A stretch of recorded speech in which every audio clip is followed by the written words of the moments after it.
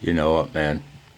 I'm gonna try to do this segment as me, and not let myself slide into that strange, unsettling alter ego that I've discovered.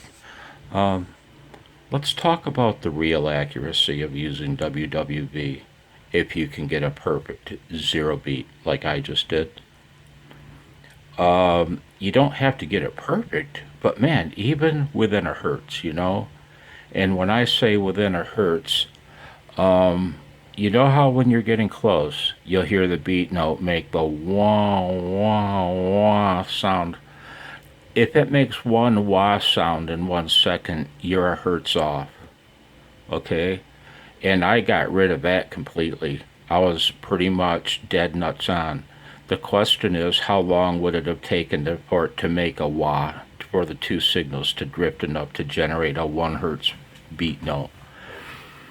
If it would have taken the way I've got it set up, and of course this is talking theoretical, because I'll check it again with a lid on after it's run for an hour, you know, after a half hour, which is what Heath recommends. But let's say I listened for 10 seconds.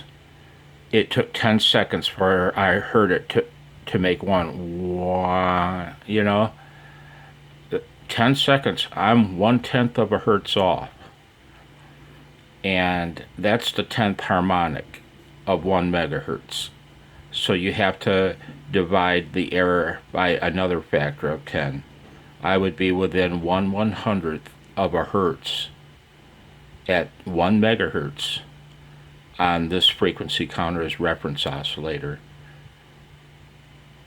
And for the home hobbyist and home technician, unless you're doing modern RF servicing, that's plenty good enough. This counter, I'm gonna pause you and show you the front. Phone battery's dying. 73.